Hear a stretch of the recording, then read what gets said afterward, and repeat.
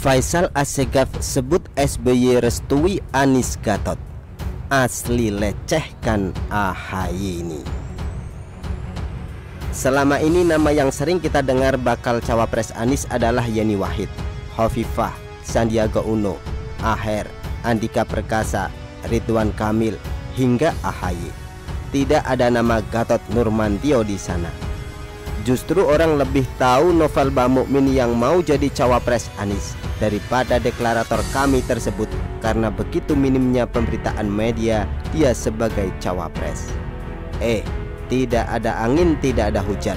Tiba-tiba mantan pengurus PA 212 Faisal Assegaf mengatakan SBY setuju Gatot dampingi Anies sebagai pasangan capres-cawapres 2024.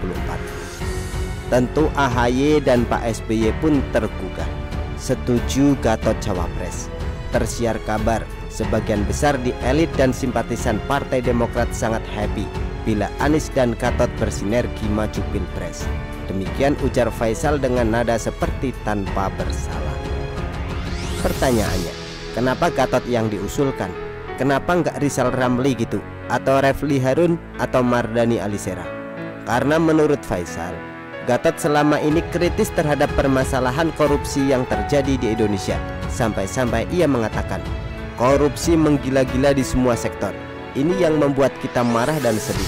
Anggaran negara yang diambil dari pajak masyarakat yang lagi susah dikorupsi di berbagai lini.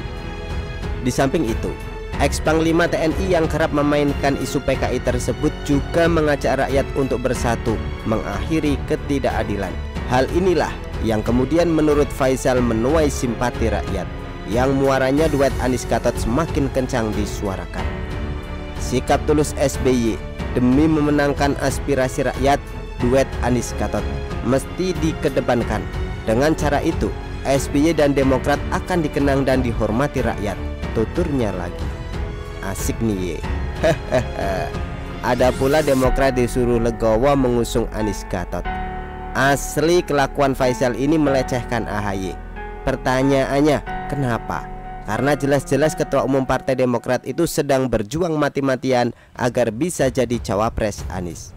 Lihat saja apa yang dia lakukan belakangan ini. Peduli banget sama Anies Ferguson. Bahkan bisa dibilang AHY lebih peduli sama ex-gubernur DKI tersebut dibandingkan sama adik kandungnya sendiri, Ibas. Lawang Anies naik haji, dia antar. Kemudian ketika bakal capres yang diusung oleh Nasdem tersebut pulang dari Tanah Suci, AHY termasuk salah satu dari rombongan yang menjemputnya di Bandara Soekarno-Hatta. Selanjutnya, AHY juga pernah mengatakan yang memimpin koalisi perubahan itu bukan Surya Paloh, tapi Anies. You are the leader, you are the superstar and you will command koalisi perubahan ini. Demikian ujar mantan tentara yang pensiun dini itu memuji Anies. Sebenarnya tidak hanya AHY seorang sih yang berharap dia jadi cawapres Anies, tapi SBY, Ibas, Anissa Pohan, beserta kader Partai Demokrat yang lain juga berkeinginan yang sama.